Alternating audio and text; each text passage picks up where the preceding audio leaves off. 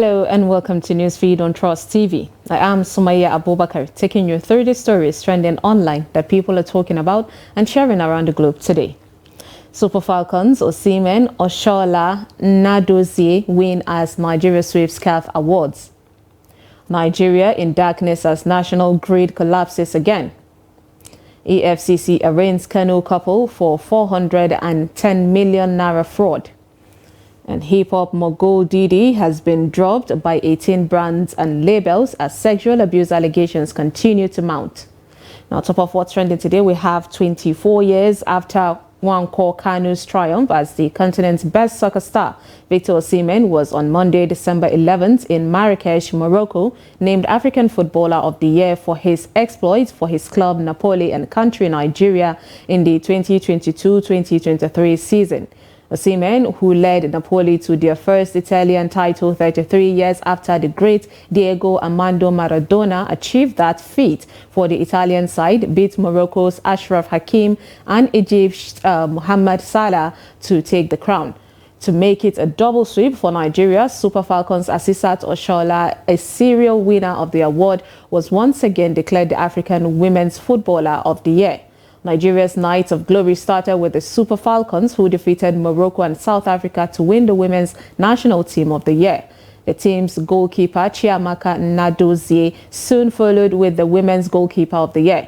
Now, fittingly, Nadozie's award was announced by former Super Falcons goalkeeper Precious Dede, but it was not so sweet for Super Falcons star Deborah Abiodun, who had a sterling performance at the 2023 Women's World Cup as she was beaten to the Young Player of the Year award women by Morocco's Nesrine El Chad.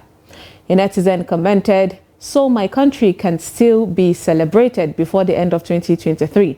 Naija love against all odds." Another said, "Nigeria are just carrying the whole award to come back home. God bless Nigeria." And someone else said, "Nigeria to the world. Proudly Naija. Well done, girls." Next on what's trending is Nigeria in darkness as national grid collapses again. The Nigeria's electricity grid has once again thrown the country into darkness as the government-operated system collapsed on Monday, December 11th. The system collapsed at about 1 p.m., cutting down electricity from 4,032.80 megawatts at about 12 p.m. to 43 megawatts at about 1 p.m. and a mega 303 megawatts at about 5 p.m. Most discos confirmed that their feeders are out even as the over 22 electricity plants on the grid were all reading 0 megawatts as of 5 p.m., going by the data available on the Transmission Company of Nigeria's system network. The national grid has failed many times this year alone, even as the grid has collapsed for about 138 times in the last 1 decade. Just recently, TCN had rolled out the drums over a misleading celebration of 400 days of no system collapse. About 2 months ago, the grid system in a double jeopardy collapsed at 12:40 a.m. only to go down again at 6:40 a.m. That's 6 hours interval. Data on grid collapse showed that in 2013, the country recorded 24 power system collapses.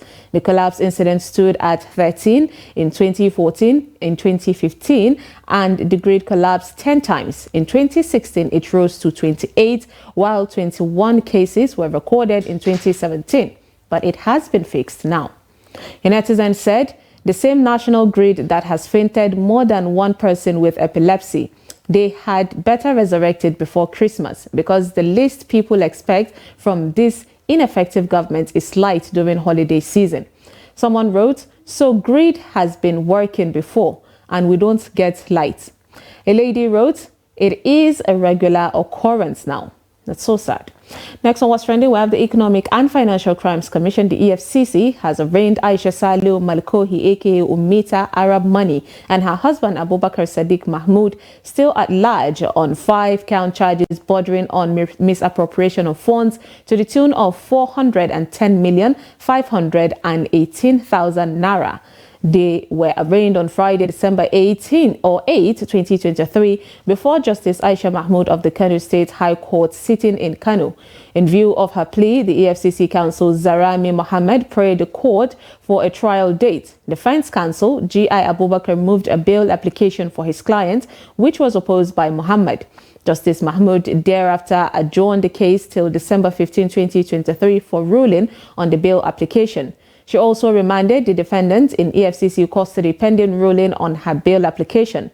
Malkohi was arrested by investigators of the EFCC in Kano following a petition from two petitioners, Farida Ibrahim and Ibrahim Muhammad Abdul Rahman, alleging that she conspired with her husband and defrauded them of their hard-earned monies under the guise of supplying them with cars, gold, electronics, and kitchen utensils from Saudi Arabia.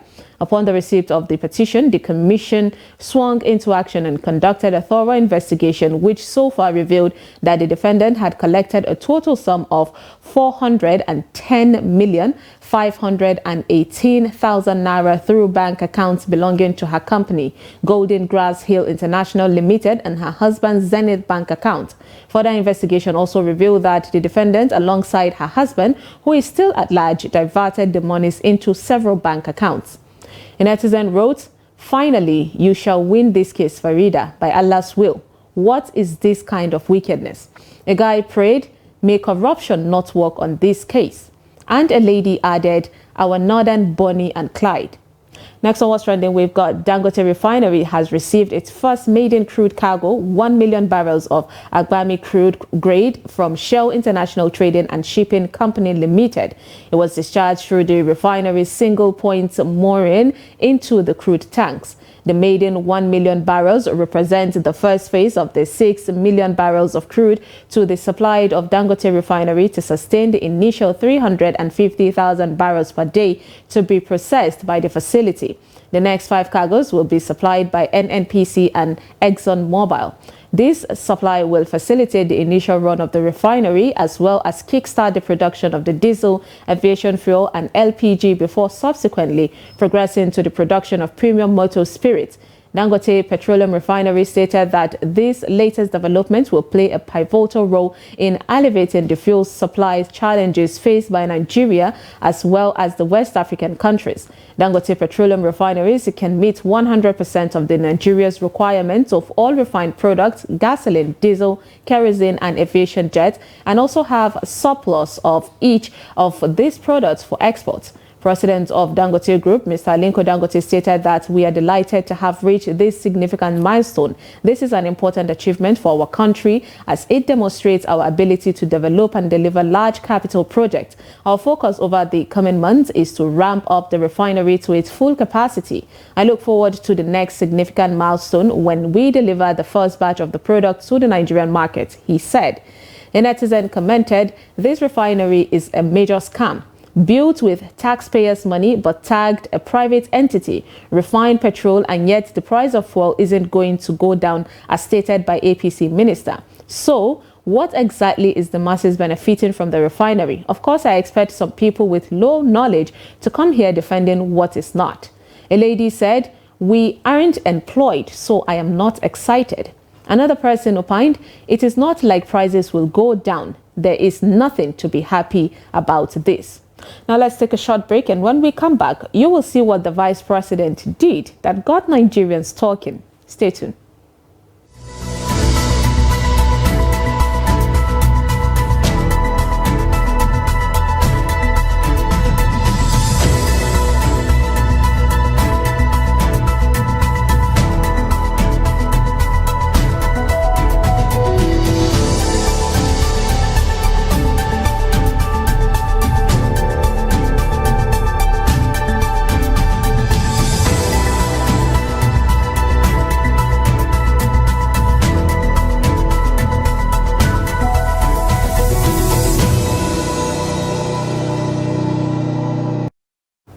Welcome back. It's Newsfeed. Now, men protest as Nigeria's Vice President Kashim Shettima pledges 25 million naira to indigent female students and asks men to go and look for their own school fees. The Nigerian politician and philanthropist was attending a school's convocation lecture. While speaking, he announced the donation. According to him, the money is to be used to pay the school fees of indigent female students. Take a look at what he had to say. I want to make a pledge of 25 million naira scholarship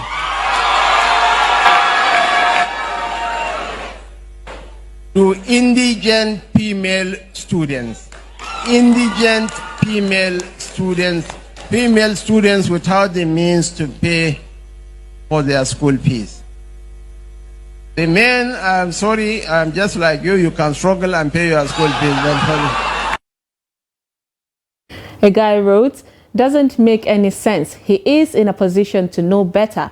A lacking, hungry and desperate man is likely to be a menace to the society than a female. No one should be disregarded. Both should be accommodated in such plans." A lady opined, "That statement was tactless and unnecessary. Both genders are deserving of any magnanimity." Another guy asked or said, "If you are born as a man, life is already winning you 3-0. Next on What's Trending is a custom officer who goes viral for delaying a Turkey-bound passenger for refusing to settle her with 5,000 naira. The video shows the custom officer arguing with the passenger and negotiating a pay. Take a look. 1,000 naira for no reason. So 5,000. I not get. Okay, bring 3. I not get. How much? Talk with I'll give you. How much you have? Come put this in for your bros, more to go. Now you give and obviously take. I don't go level. Give me 2. And I I'll give you this. Wait. Wow. Cara, you want to most stay here? I don't carry my kind of food stuff I carry. I don't declare. I know they give you 2. Now Turkey shell I get time. Yeah. I don't give you 1K. Say tell me say no. I give her 1,000. Mama, where they carry the bag they go now? No, leave my here. No. Mama, stop. I don't want to be rude. I beg. I don't want to be rude, please. Rude, not rude. Why are you doing this now? 1,000 for what? See my OC there. Let me come and talk. Why should you give me 1,000 for what? Mama, I don't want to be rude. I beg. Go ahead.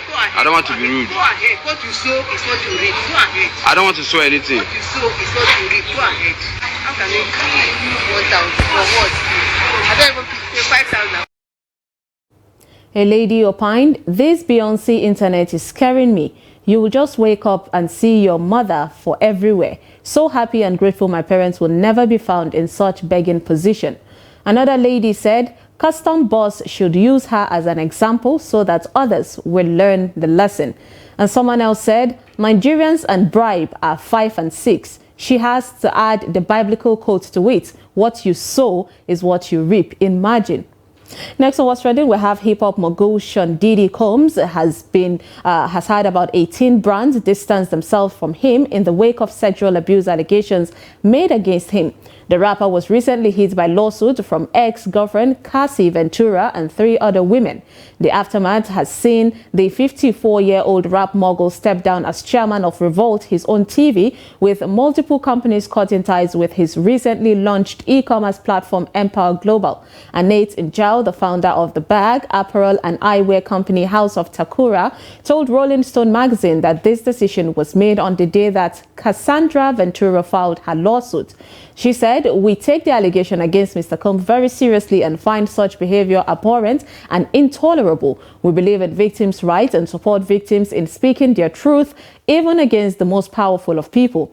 Luxury skincare brand Tsuri felt it was important to unequivocally seek to terminate their association with Empower Global. Leonard Gia, co-founder of No One Clothier, said, "While this decision was difficult due to the reverence that we once held for Mr. Combs as a leader in the business and entertainment industry, it was clearly the correct choice. Our brand is founded on the belief that every individual is important and worthy of respect, regardless of gender, ethnicity, age, etc. The allegations against Mr. Combs are in direct conflict with these beliefs. In turn, we felt a moral imperative to end our relationship." But one company founder has opted to stay with the platform, which Diddy has invested more than $20 million in because they believe that in the vision of the former CEO Khadija Robinson, who left in February and had spent a lot of time and money gearing up for Empower Global's launch. Diddy has vehemently denied the allegation from all 4 women. A netizen commented, "They are about to finish his career like they did to R. Kelly." A guy said, "His subscription to Illuminati has ended, so he is on his own now." And someone else said, "Lord, reason we humans should be careful with our activities at every point in our lives. A careless and irresponsible move can ruin your life either today or in the future. Be cautious indeed. And lastly, on to a funny video of a baby boy who was deceived by his mother. Take a look.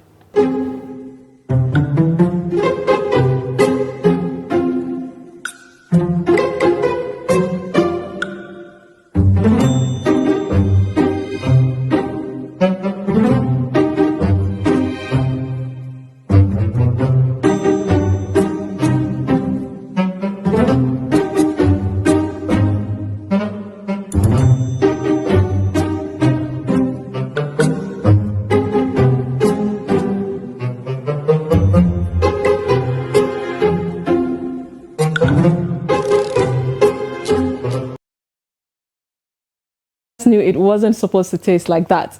And that is all on Newsfeed today on Trust TV. Follow us and subscribe to all our social media platforms: Facebook, YouTube, Instagram, and X. Bye.